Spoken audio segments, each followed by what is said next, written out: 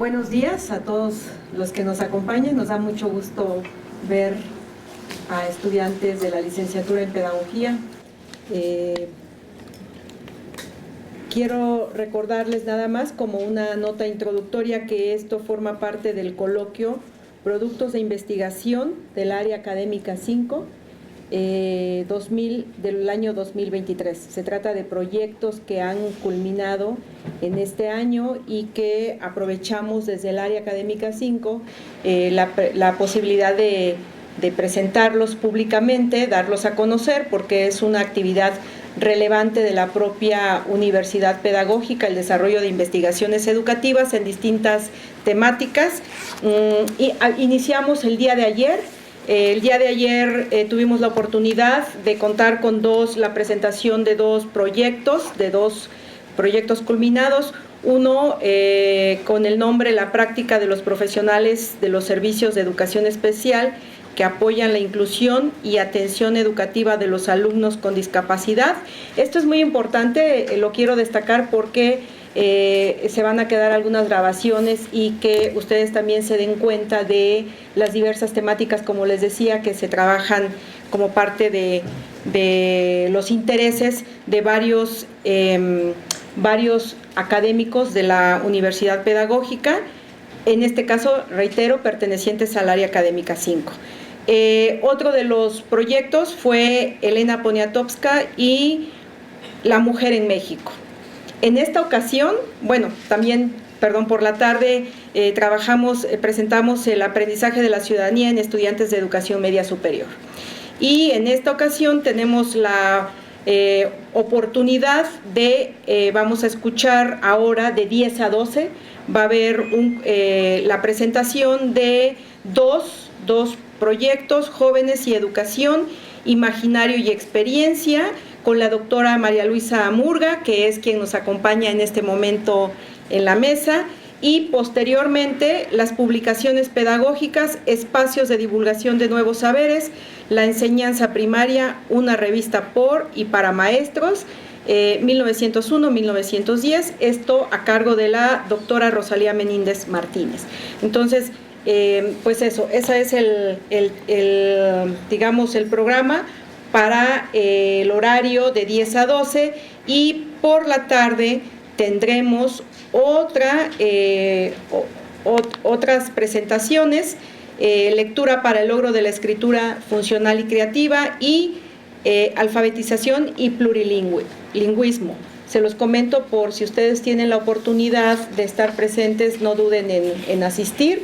Es una riqueza tener la oportunidad de escuchar a profesores que les dan clases y que también desarrollan investigaciones para que conozcan esa otra faceta de ellos y se vayan introduciendo en las distintas temáticas. En algún momento ustedes tienen que realizar su tesis o su documento recepcional, ¿no?, bajo la modalidad que quieran, pero vale la pena ir viendo distintas líneas de interés que se pueden ir perfilando.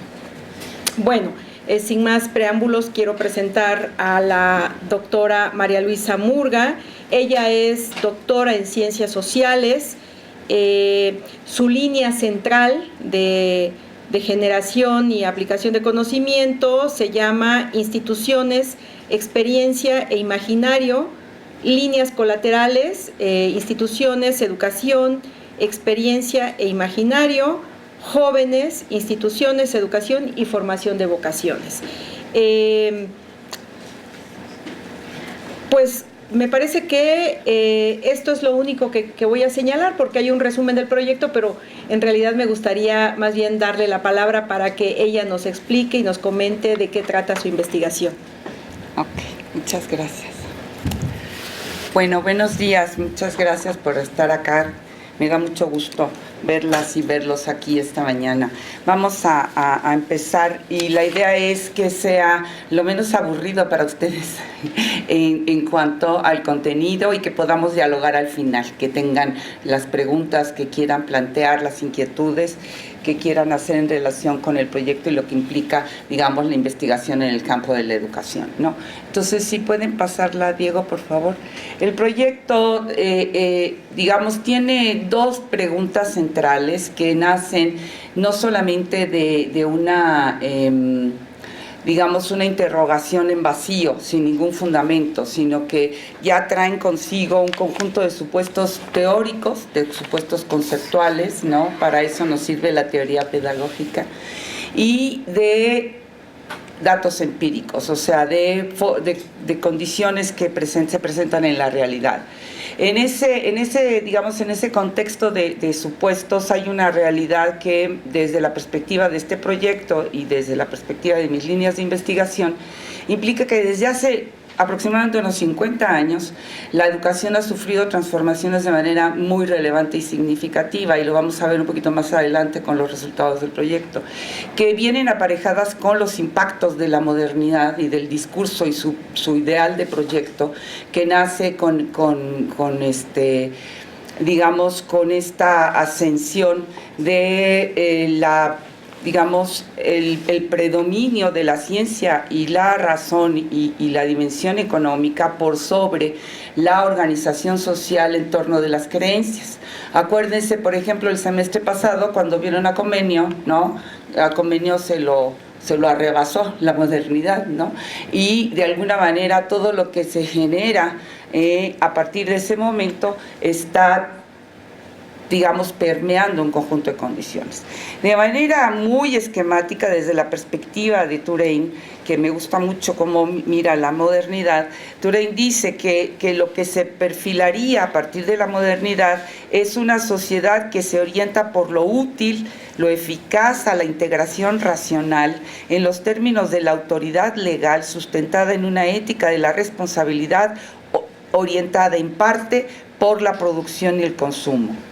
En ese sentido, las preguntas son, hoy en esas condiciones, además atravesadas por las incidencias del desarrollo y expansión del capitalismo, el mercado capitalista en su faceta neoliberal, cómo, por ejemplo, los jóvenes, ¿sí? Los niños, los jóvenes, las jóvenes, pueden perfilar sus proyectos formativos y de futuro, cómo pueden configurar sus vocaciones en esas condiciones. Entonces, ahí es donde adquieren sentido para mí estas preguntas, ¿no? O sea, cómo adolescentes y jóvenes podrán imaginar proyectos de futuro con futuro en una sociedad que está dominada por la técnica y la economía, donde lo que se propone es que nos orientemos en la sociedad como consumidores en el mercado, ¿no? Algo que hoy tenemos, digamos, como que está ocurriendo es que vamos y votamos como cuando vamos y compramos el detergente para platos, ¿no? Y entonces, este candidato no salió como yo quería, es como no salió como el detergente, ¿no? Y entonces, pues ahora voy por otra marca, ¿no? De alguna manera, esa es una pregunta, porque además las transformaciones de la educación, y ya lo vamos a ver un poquito más adelante, se han enfocado en formar, sí, pero rompiendo un poco la tensión que ya Durkheim nos decía que existía entre la esfera económica y la institución de la educación como institución social, que era el reclamo de la esfera económica para la educación, de decir, fabrícame, perdón que use esta palabra, no, pero lo uso metafóricamente hablando, fabrícame los individuos que se van a incorporar a la estructura productiva que yo necesito. No me fabriques ciudadanos críticos ni nada de eso. Fabrícame el que se va a poder incorporar en mi línea de producción sin que yo tenga que invertir más recursos. Ese es el reclamo de la faceta técnica y tienen su derecho, pues, o sea, quieren eficientar y hacer eficaces sus procesos, está muy bien, pero la educación, dice Durkheim, siempre ha dicho sí, pero no, ¿no? O sea, espérate tantito. Y uno de los problemas es que durante estos 50 años hemos ido extendiendo esa tensión y casi que la hemos roto con los cambios que se han hecho en la educación. Bueno, y la otra pregunta es, ¿cómo adolescentes y jóvenes podrán formarse como sujetos activos y reflexivos en la configuración de un espectro ético de valores que les permita orientar sus capacidades para la acción? Otro de los efectos de la modernidad y del mercado también capitalista es que se han desestimado y se han desvalorizado las regulaciones de la sociedad. Una de las condiciones que se hacen absolutamente indispensables para la constitución de los sujetos es que los sujetos reciban de la sociedad la materia simbólica, esto quiere decir los referentes identificatorios que les permitan configurarse como sujetos, y entonces, digamos, perfilar una representación de sí mismos frente a sí mismos y frente a los otros, y entonces configurar un lugar en el mundo, ¿no? Y decir, este soy yo en este mundo y esto es lo que yo puedo, ¿no? Y para eso la educación tiene un papel sumamente importante, porque una de las preguntas que todos los humanos nos hacemos es, ¿cuál es el papel de mi tarea en el vínculo con los otros? ¿Sí? ¿Cuál es mi vocación? La vocación, leímos muy mal a Weber, pobrecito. Weber jamás dijo que nos venía de un ángel como el Espíritu Santo, no, sino que se construye. Richard Sennett hace un trabajo ya muy interesante en relación a cómo la vocación se construye. Él hace el análisis de cómo se configura el trabajo del artesano, ¿no? Y dice, la vocación se construye. El artesano en el taller dialoga con el material, dialoga con la técnica y dialoga con los otros, dialoga obviamente con el mercado, ¿no? Mercado ha habido siempre, la diferencia es que hoy tenemos mercado capitalista, que no es lo mismo. En ese sentido, de alguna manera, una de mis preocupaciones es cómo se configuran estas vocaciones hoy, porque la educación tiene un papel sumamente relevante. Y vamos a ir viendo con esto. Adelante, Diego. El diseño metodológico tuvo una orientación cualitativa. A lo mejor van a haber muchas referencias conceptuales y van a decir que yo soy una triquismiquis obsesiva de que citen, ¿no? Siempre les pido eso, pero pues son los referentes conceptuales. Acuérdense que una postura conceptual va a tener consecuencias en los datos que construyamos, de cómo miremos, ¿no? Hay un video que a algunos de mis grupos ya les he pasado, es un video acerca del experimento de la doble rendija, como para la física cuántica, en el momento en el que pues se dan cuenta, ¿verdad?, que el papel del observador es muy importante en las preguntas que se le hacen al fenómeno. Es todo un quiebre para los físicos y para los químicos. Esto fue en los años 40 del siglo pasado, ¿no? Entonces, de alguna manera es muy relevante el papel del observador, porque el papel del observador tiene una postura conceptual y metodológica, y siempre una postura conceptual va a tener repercusiones metodológicas, ¿no? Entonces tenemos que ser claros y consecuentes con eso.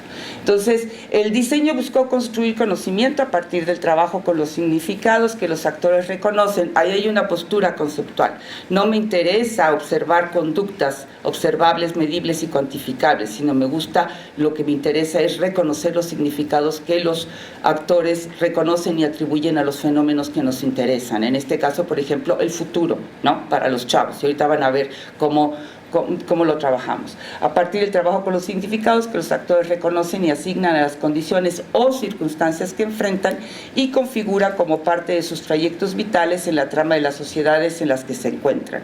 Obviamente porque los sujetos no están aislados así, ¿no? O sea, hasta la esferita del árbol de Navidad está colgada en algo, ¿no? Y algo la sostiene y depende de un contexto. O sea, tiene sentido la esferita en unas condiciones y no en otras. Adelante, Diego, por favor. El diseño se piensa, o yo lo pienso, como una articulación conceptual metodológica que es dinámica y es flexible. Aquí nos distanciamos de la lógica de las ciencias naturales, que establecen sus métodos en donde hay un conjunto de presupuestos invariables, donde la observación y el control del dispositivo que se instaura son cruciales para generar el fenómeno que se quiere observar. No, a mí no me interesa generar el fenómeno que quiero observar, sino quiero saber en una situación dada que yo planteé conceptualmente, cómo los actores significan esa situación y qué representa para ellos. Entonces, desde la perspectiva de Denzin y Lincoln, me parece que este tipo de diseños posibilita el ensamblado de representaciones que se ajustan a las especificaciones de una situación compleja.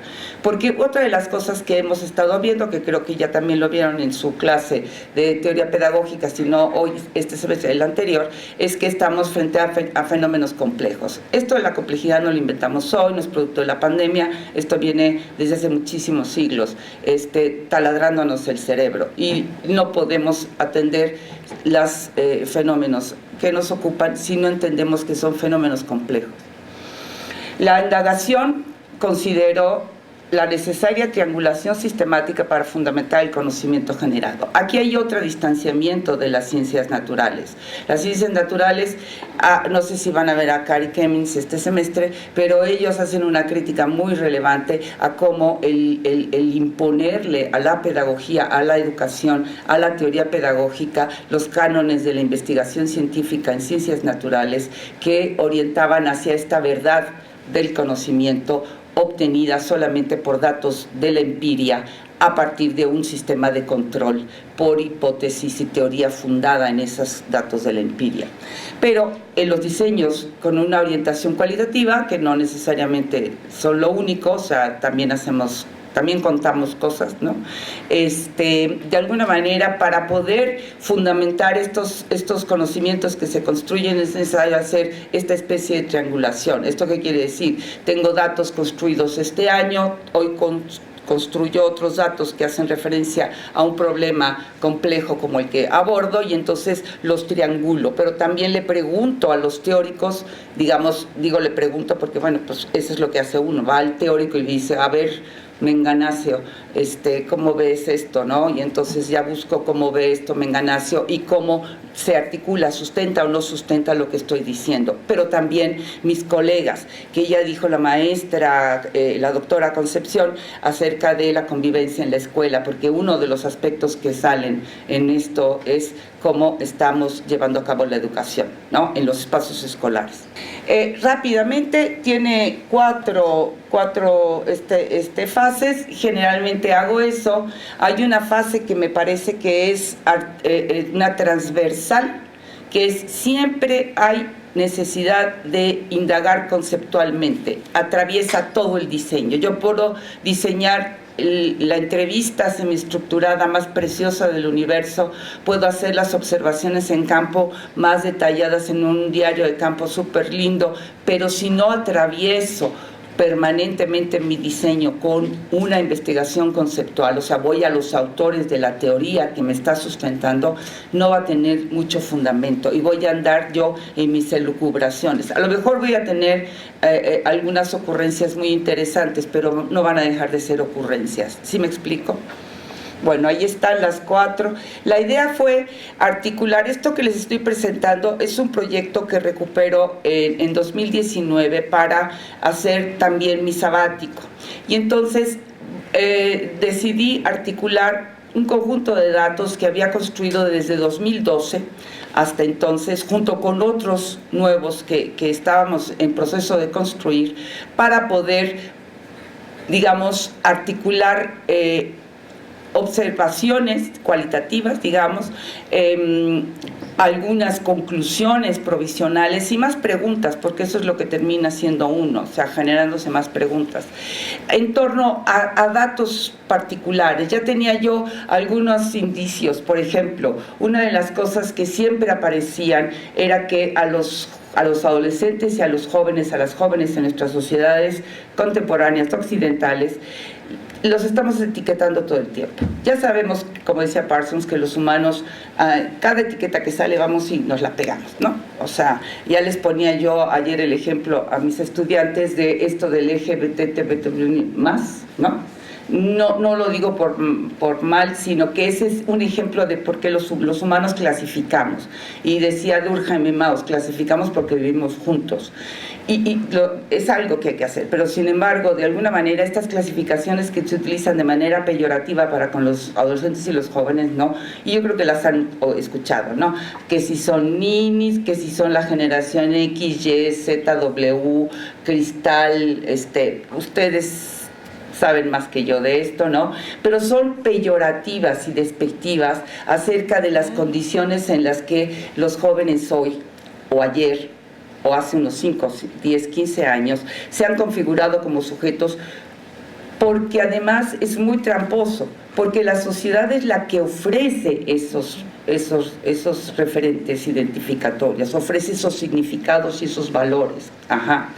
Y entonces se configuran en esa sociedad y no en otra. No son chicos de Marte, son chicos de estas sociedades, ¿sí me explico? Y entonces los castigamos y además les decimos, nada más no les interesan por nada, nada más están mirando el celular, lo único que quieren es estar bien vestidos y a la moda. Luego les cuento una anécdota de una estudiante que hizo un trabajo en una secundaria acerca del uniforme escolar, ¿no? Que nos rompió el cerebro, la hipótesis. ¿Te acuerdas que te conté, no? Sí, sí. Bueno, el caso es que de alguna manera esto me llevó a decir, tengo que ver qué está pasando. Si nada más fue un momento, fue un asunto de 3 secundarias o hay una lógica que está ocurriendo.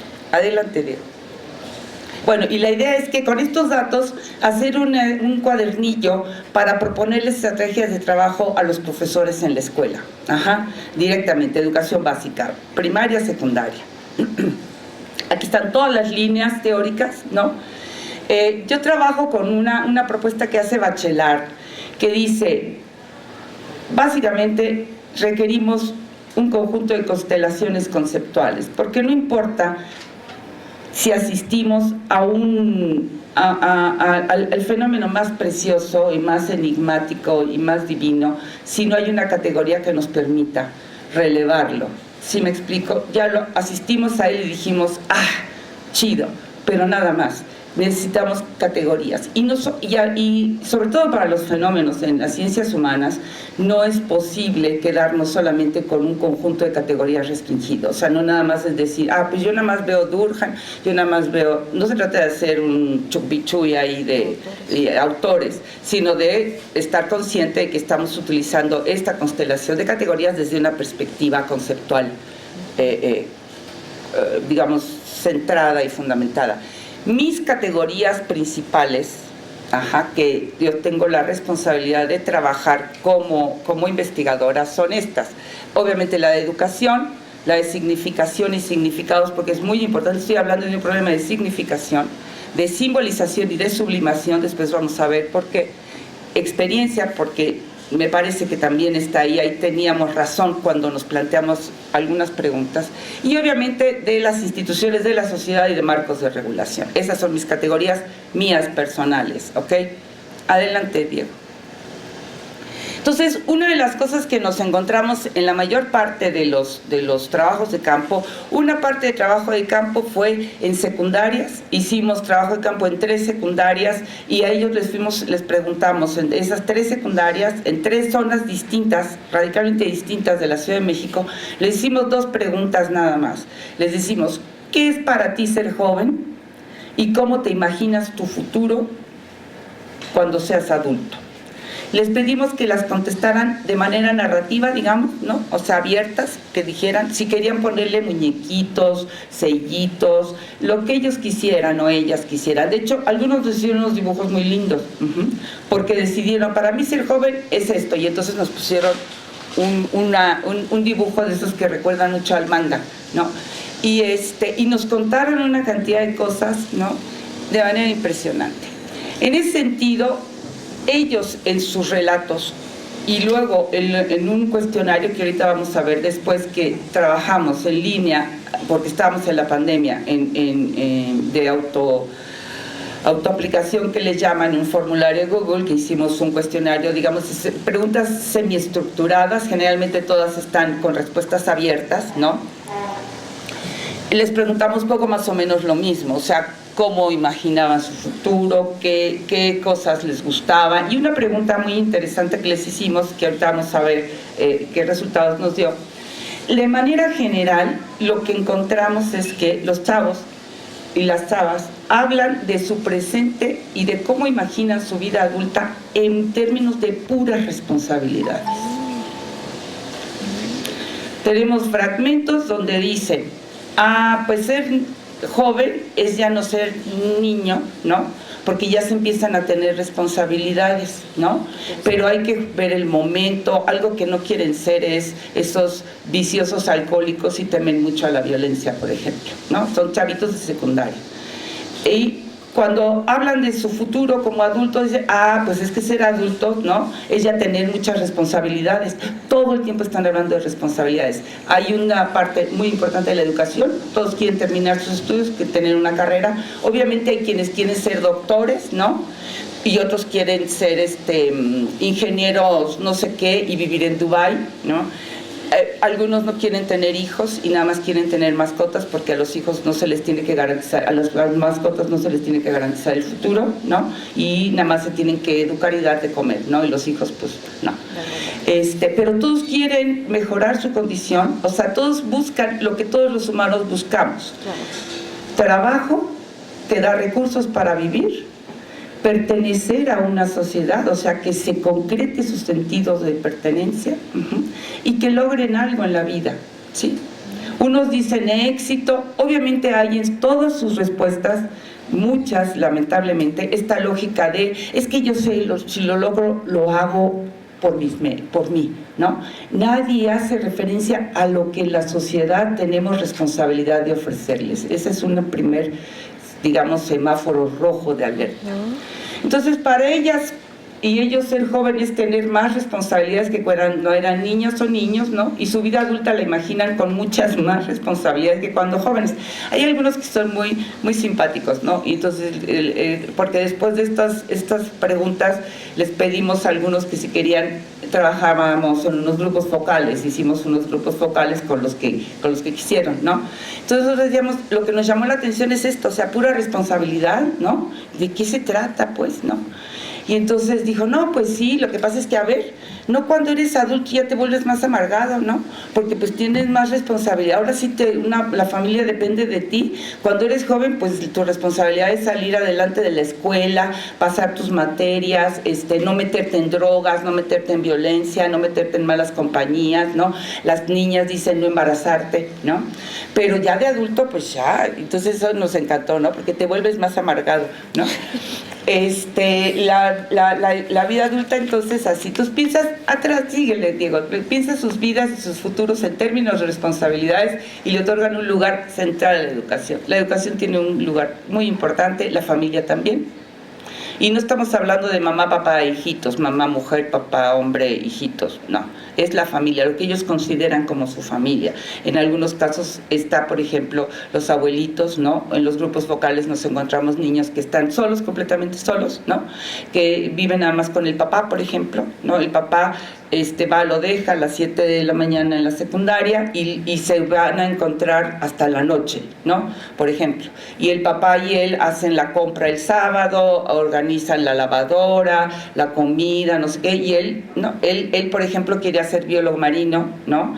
Y que su vida iba a tener sentido si llegaba a la profundidad más profunda del océano y se lo comía el kraken. Eso nos dijo, ¿no? Así, de tan cosa que quería hacer, estar todo el tiempo en los fondos del mar. Ya. Todo esto se da, como les decía yo, en una trama social muy compleja. Ajá. Son estas cositas nada más. Habría que desarrollarlas más, en mi informe están desarrolladas y en otros artículos y capítulos del libro, pero yo creo que hemos transformado de manera muy, muy importante la educación en los últimos 50 años. Parece código rayado, pero uno de los peores efectos ha sido la irrupción de toda la lógica de las representaciones del mercado capitalista neoliberal. Se ha exigido de manera programática la realización de pruebas estandarizadas de evaluación de los aprendizajes, o sea, todo el proceso educativo que es denso, que implica un diálogo, que implica, y vamos a ver lo que nos dicen unos chavos en el otro cuestionario, que la educación es un proceso denso, largo, que no tiene tiempo emergente, digamos, o sea, es de urgencia que la tenemos que atender, eso es innegable, pero que no podemos, fijarle el tiempo de la reproducción capitalista, nada más porque el capital requiere de los cuadros para que su fabricación esté en tiempo y forma como él quiere. No sé si me explico. La educación desde siempre, acuérdense lo que revisaron el semestre pasado, la educación desde siempre está preocupada como institución de la sociedad en formar estos hombres, estas mujeres que van a reproducir, pero también van a cambiar esta sociedad. Porque, ¿cómo le hacemos para cambiar una sociedad si no formamos a los sujetos de la mejor manera posible? Entonces, esa exigencia de promover es para que se homogeneizara el saber, para que se homogeneizara el desempeño en las habilidades y capacidades que se requieren para incorporarse a ese mercado. Entonces, por el imperativo de lograr una educación eficaz y eficiente desde esa lógica, o sea, la menor inversión en el menor tiempo posible con el menor costo para obtener los resultados que se esperan, ¿no? Que esa es la lógica de la eficiencia, de la calidad del mercado. Y otro de los problemas a los que nos vamos enfrentando, que se vive en las escuelas, es cómo se organiza la vida escolar desde la perspectiva de la vigilancia, el control y el castigo como pautas para esa organización de la vida escolar. Si hoy nosotros nos ponemos a ver cómo está de alguna manera organizada la vida de algunas escuelas, no todas, ¿no? Pero una importante mayoría es cómo vigilamos, y yo creo que de alguna forma el proyecto de la doctora Concepción trata este tema, ¿no? O sea, por ejemplo, unas aberraciones más espantosas que ha habido desde mi particular punto de vista ha sido el marco para la convivencia, ¿no? Porque es tipificación de delitos. O sea, si el estudiante trajo una navaja, entonces lo que merece es que lo mandemos a la cárcel. Si el estudiante sacó una piedra, o sea, esa es una tipificación de delitos.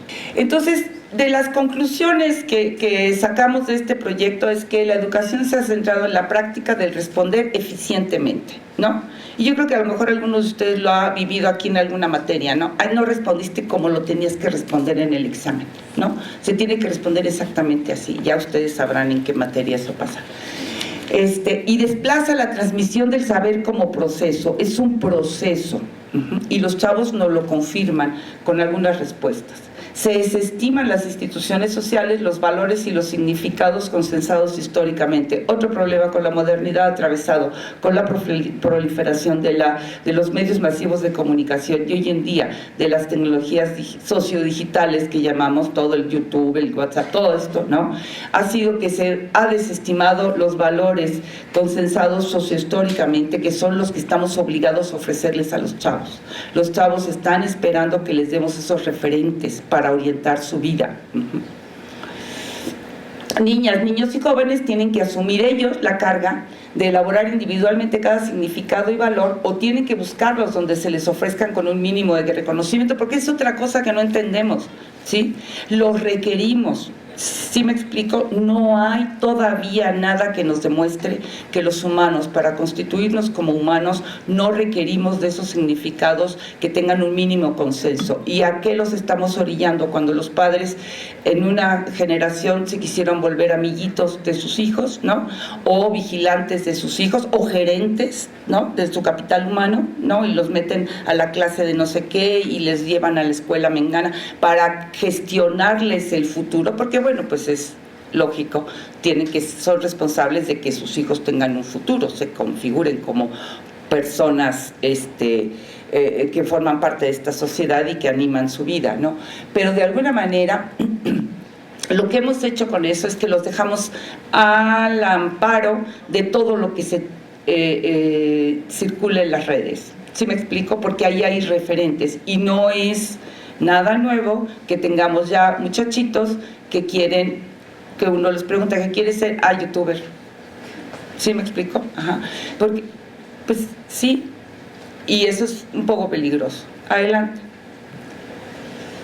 Los procesos por los que el problema es que los procesos por los que discurren los adolescentes, los jóvenes, siempre, prácticamente siempre, es que de alguna manera los llevan a que en los ámbitos educativos las manifestaciones de esos procesos adquieren diversas formas y corresponden a ese impulso vital y constitutivo en el que para buscarse una buena vida, así nos dijeron los chavos de la secundaria, buscarme una buena vida.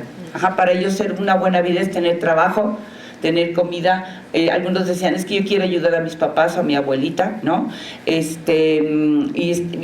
hacer mi carrera y vivir como me quiera, ¿no? Algunos dicen, yo me veo en una casa en las montañas. O sea, es toda esta ilusión que es importante para alimentar los proyectos, ¿no?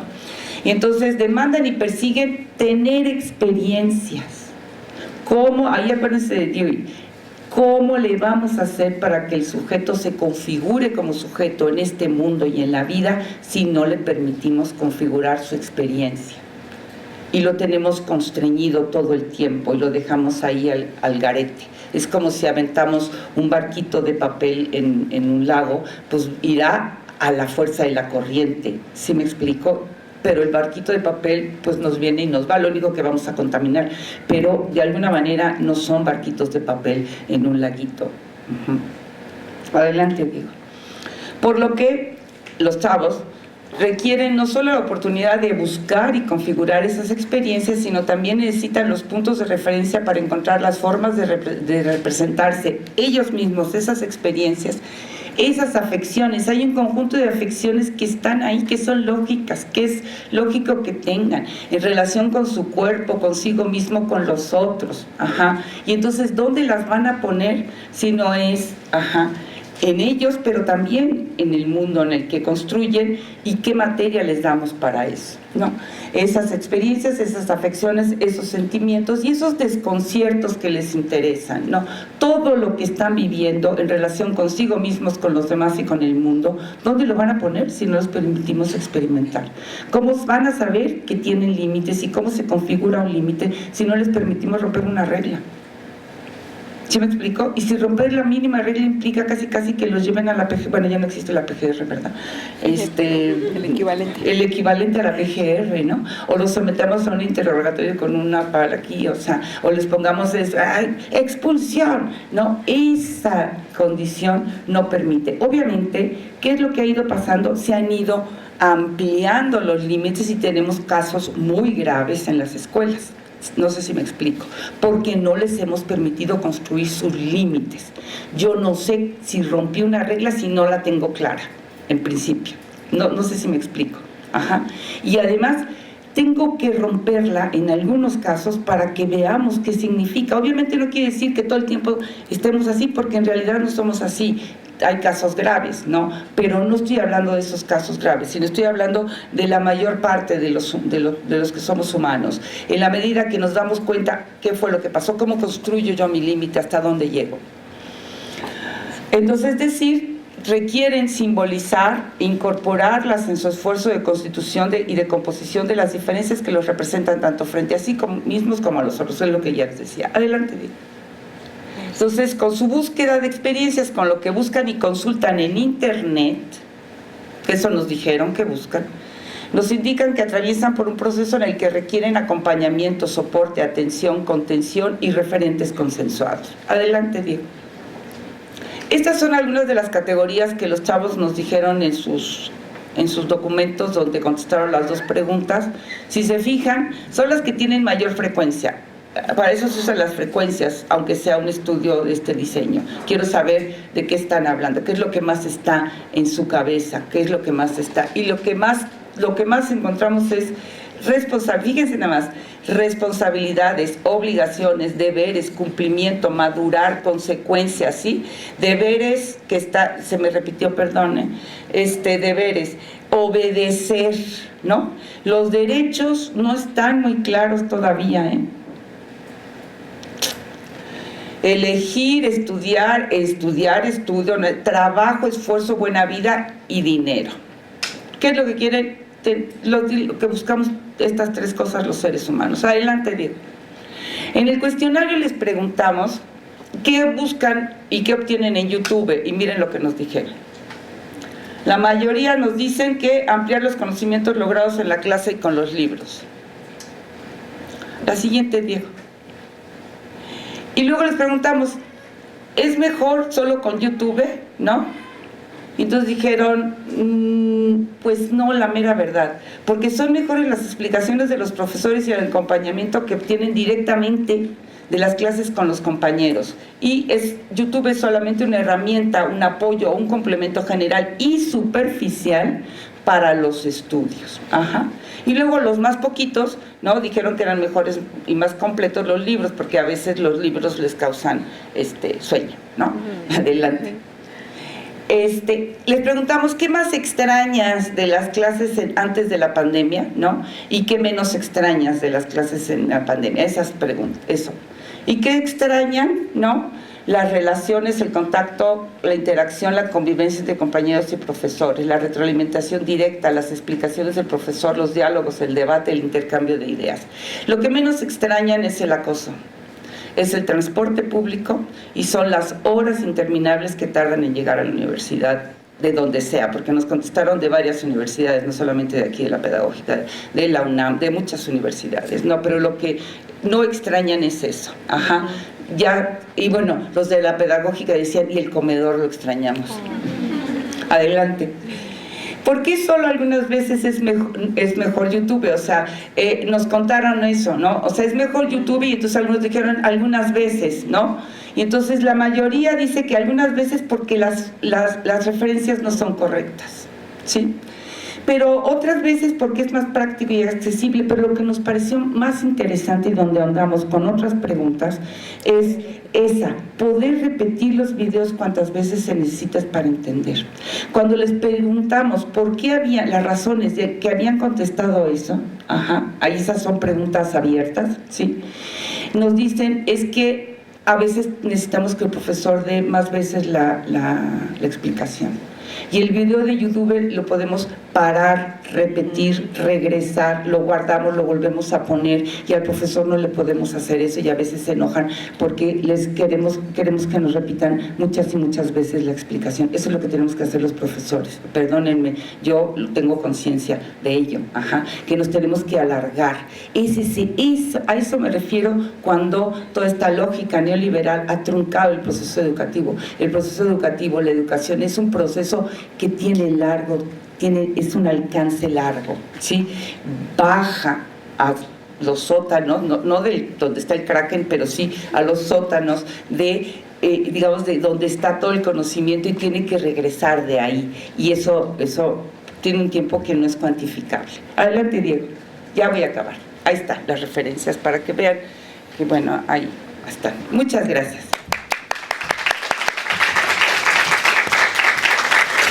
Pues muchísimas gracias, doctora María Luisa Murga. Yo quiero dejarle la palabra al público que nos acompaña. No sé si tienen alguna pregunta, alguna inquietud, algo que quieran aprovechar que está con nosotros la doctora y bueno, pues dejo abierto este espacio, aunque sea breve. ¿Alguien quiere hacer algún comentario, alguna duda, reflexión? Aprovechen. Ahí atrás. ¿Les paso el micrófono?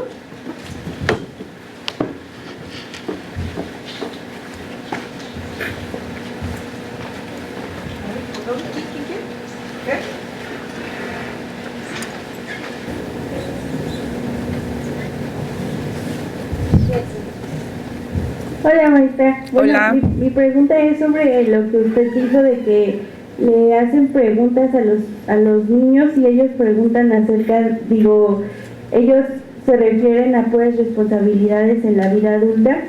Entonces eso como que está chistoso, ¿no? Porque piensan que ser adulto solo es aburrido, responsabilidades y así. Entonces,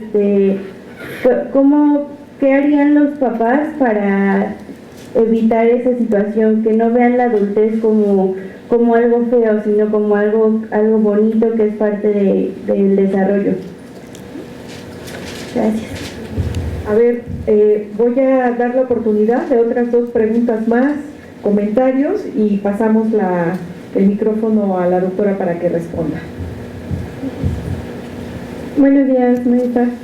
Yo tengo una duda en cuanto a, dice que cuando les hacen preguntas de cuando quieren ser adultos, solamente ellos dicen que, bueno, se concentran nada más en el yo, o sea, no piensan como en esta parte de sociedad, y quiero saber a qué se debe exactamente y cómo se puede arreglar esa parte, o sea, que se den cuenta que sí se deben de poner primero, pero que están en una sociedad. Sí, bueno, yo referente con la pregunta que hizo mi compañera Fe, mi duda sería cómo este cambio en generaciones, creo que anteriormente incluso a nosotros todavía nos tocó que de niños teníamos mucha la ansiedad de yo ya quiero crecer, yo ya quiero ser grande. ¿En qué momento llegamos a que los jóvenes ahora es yo ya no quiero crecer? ¿En qué momento cambió todo esto? ¿Y cómo se podría hacer una balanza en no, a ver, tampoco tengas tantas ansias por crecer y tampoco te quieras detener a no crecer, sino entender que es un proceso y todo va poco a poco y todo dura cierto tiempo? Una participación más por acá arriba y ya le paso el micrófono a la doctora María Luisa.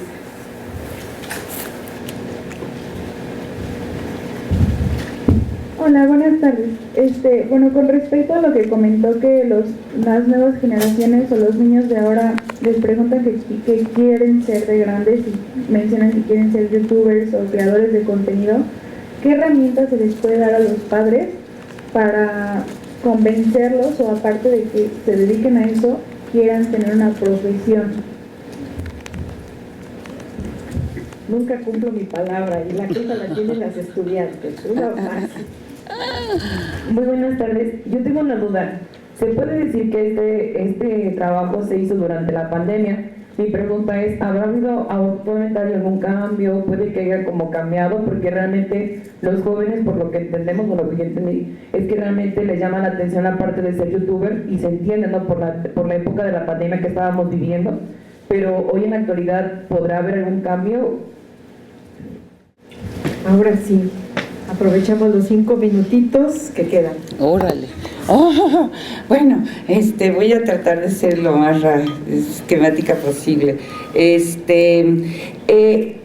Me parece que todas se conectan bastante en realidad y creo que uno de los problemas cruciales es que esto que les decía yo al principio, o sea, cómo de alguna manera empezamos a mirar a los jóvenes, a las jóvenes y sus formaciones, y cómo como sociedad nos hemos ido dejando de hacer cargo de ofrecerles esos referentes y esas regulaciones sociales para poder, digamos, reconocerse y poder configurarse como sujetos en una dimensión social. Por un lado, esta dimensión de solamente el sujeto, ese es un efecto de la modernidad. La modernidad trae esta dimensión loca de privilegiar al individuo, solo al individuo, sí, pero además también digamos, desarrollar estas magnitudes poblacionales. Uno de los ejemplos para ustedes como pedagogas y pedagogos es la escolarización de la educación. En las sociedades de masas es lo que pasa, ¿sí? Digamos, tenemos estos conjuntos poblacionales, ya somos un número de INE, un número de CURP, etcétera, pero además se privilegia la dimensión del individuo. El individuo se va a convertir, eso lo dice una profesora norteamericana, Bobby Brown, dice, lo que hemos hecho en todo este tiempo ha sido, de alguna manera, individualizar las responsabilidades sociales, ¿no? Las consecuencias de la vida, y privatizar las ganancias. ¿Ya se fijan cómo? ¿De quién son las ganancias? Privadas. ¿De quién son las responsabilidades y las consecuencias? De todos ustedes, en lo individual.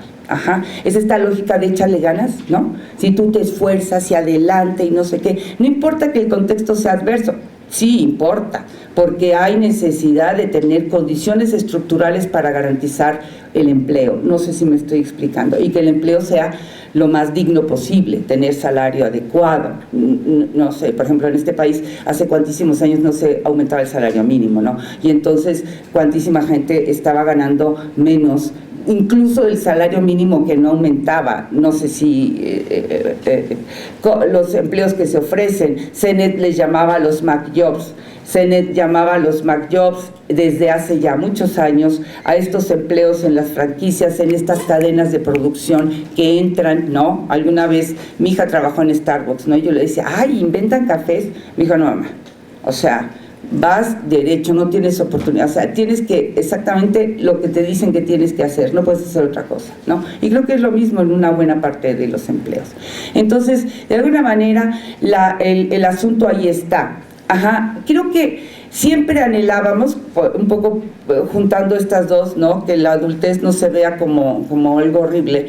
Siempre anhelábamos ser grandes en otras épocas, ¿no? Porque teníamos aparentemente más libertad de hacer lo que quisiéramos, ¿no? La mamá no estaba ahí para decirme, ya no comas más chocolates, o ya, ¿cómo se llama? Se te pasó la hora de dormir, vete a dormir, a esta hora ya no tienes que estar despierta porque mañana vas a la escuela, ¿no? Entonces, con esta fantasía de que el adulto no se puede ir a dormir a la hora que quiere, puede comer lo que quiera, no sé qué, y bueno, de alguna manera hay una parte que los chavos de la secundaria tienen razón, tienen otro tipo de responsabilidades, es cierto, pero lo que nos llamó mucho la atención es que todo lo cifran en función de responsabilidades, y la palabra derechos y muchas otras cosas, de deberes, de cumplir, ¿sí me explico? No hay, y por otro lado la sociedad siempre dice que no quieren hacer nada, ¿sí me explico? Que están desinteresados, que son flojos, que ya no sé qué. Entonces hay todo un discurso, que está diciendo que los chavos no quieren. El epítome y el punto es esta onda que se fabricó de los ninis, ¿sí me explico? Que era una dimensión estadística, ¿no? De que en ese momento esos jóvenes no tenían trabajo, tampoco estaban en la escuela, pero estaban haciendo cosas en su casa, no sé si me explico. Y la pregunta era, ¿tienes un trabajo remunerado? Entonces, no, pues no tengo un trabajo remunerado, pero voy por mis hermanitos, hago la limpieza, ayudo a mi mamá en el tianguis, o sea, se dedica a una actividad que genera algo en la sociedad, no sé si pero les llamamos niños de una manera sumamente despectiva, y así a todos, no sé si me explico. Obviamente, como en todo, en la generalidad no vamos a encontrar chavos que no quieren hacer nada, o sea, eso es lógico, ¿sí? Como otros que se van a destacar porque van a ser unos así todo el tiempo y adelante y sacando las cosas, no. Estoy hablando de generalidades en términos de, acuérdense de tu clase de estadística, media, mediana y moda, o sea, lo que está dentro de la campana, ¿no? Eso es lo que ocurre. Entonces, y otro de los problemas es que en la educación hemos olvidado el papel de la educación de acompañamiento, ¿sí? En este trabajo de campo hicimos en los grupos focales, algunos no quisieron trabajar. Y en las secundarias las directoras nos dijeron, oigan, pero no sean así, porque hay pedacitos del grupo que sí van a querer con ustedes y hay otros pedacitos que no, que vamos a hacer, por muy que estuvieran ya en el momento en que ya los calificaron y todo. Pues ¿dónde los ponemos, no? Y entonces mis estudiantes que estaban conmigo en ese momento de servicio social nos dijeron, ya sé, maestra, vamos a hacer unas técnicas, ¿no?, de trabajo, a ver qué saben de las profesiones que quieren estudiar. Ay, perfecto, se encaja perfecto con el proyecto. Ellas hicieron unas técnicas bien lindas, luego si quieren se las comparto, ¿no?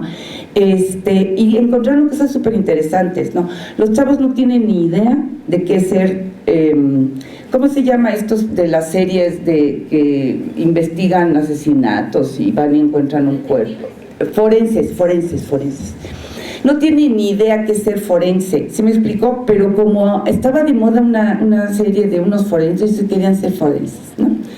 Pero había un grupito que lo amamos, ¿no? Que querían ser veterinarios, ¿no? Entonces cuando las estudiantes le dijeron, bueno, ¿sabes qué es ser veterinario? Pues ve a los animales, ¿no? Y yo digo, sí, pero ¿por qué quieres ser veterinario? Entonces empezaron a ver, ¿no? Bueno, es que el otro día en Twitter salió un video de unos señores de mascota, ¿no?, que maltrataban a unos gatitos. Entonces queremos ser veterinarios para trabajar en esas tiendas y que no se maltraten los gatitos.